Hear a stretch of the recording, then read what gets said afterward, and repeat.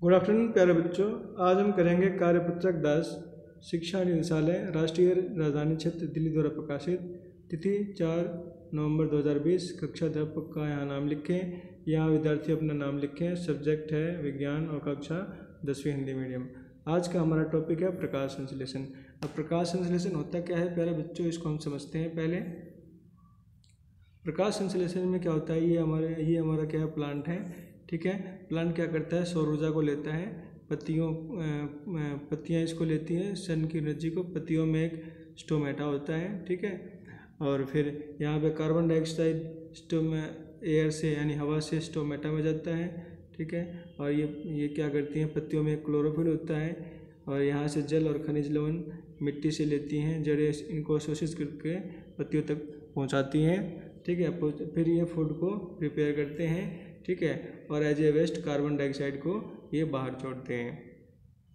अब हम इसमें पढ़ते हैं एक और चीज़ है, स्वपोषण क्या है।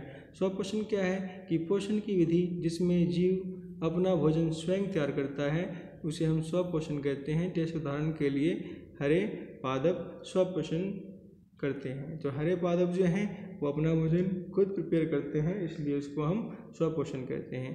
परंतु वे ऐसा किस तरह करते हैं, ये पूरा कंप्लीट प्रोसेस है, ये फोटोसिंथेसिस यानी प्रकाश संश्लेषण विधि द्वारा करते हैं। इसलिए पत्तियां पादप की खाद्य फैक्ट्रियां होती हैं।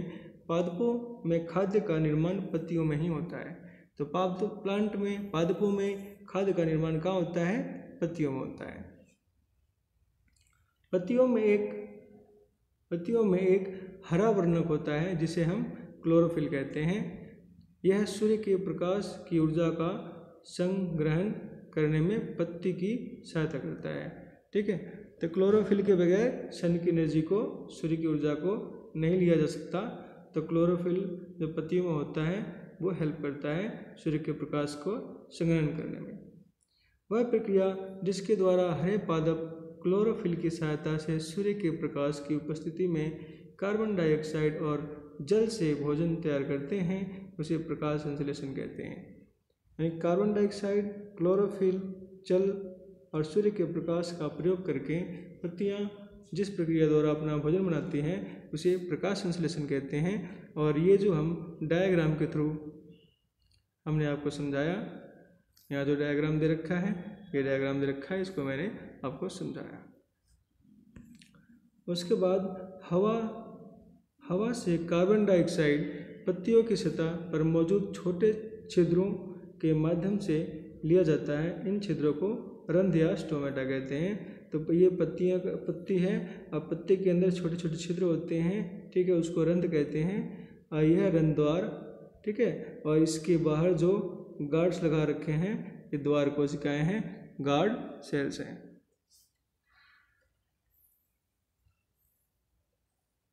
जल एवं खनिज वाहिकाओं द्वारा पत्तियों तक पहुंचाए जाते हैं।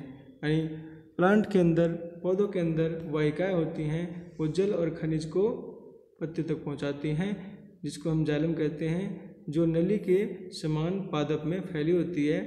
पत्तियों द्वारा सौर ऊर्जा संग्रहित की जाती है तथा पादप में खाद्य रूप में संचित हो जाती है। अतः सूर्य सभी जीवों के लिए ऊर्जा का अंतिम स्रोत है, चरम स्रोत है। अब हम कुछ क्वेश्चन हैं उसको हम करते हैं। पहला क्वेश्चन है प्यारे बच्चों, प्रकाश संश्लेषण किसे कहते हैं। इस क्वेश्चन का आंसर यहाँ साफ साफ दे रखा है। फर्स्ट क्वेश्चन का आंसर होगा प्रकाश संश्लेषण कहलाता है। तो यहाँ से आप इसका आंसर लिख सकते हो। दूसरा क्वेश्चन है रंध्र से आप क्या समझते हैं। तो यहाँ पत्तियों की सतह पर मौजूद छोटे छिद्रों को रंध्र कहते हैं। तो यहाँ से आप सेकंड क्वेश्चन का आंसर लिख लेना। पत्तियों की सतह पर मौजूद छोटे छिद्रों को रंध्र कहते हैं और इसका यहाँ आप चित्र बना देना। थर्ड क्वेश्चन है सूर्य ऊर्जा का चरम स्रोत है, कैसे स्पष्ट कीजिए।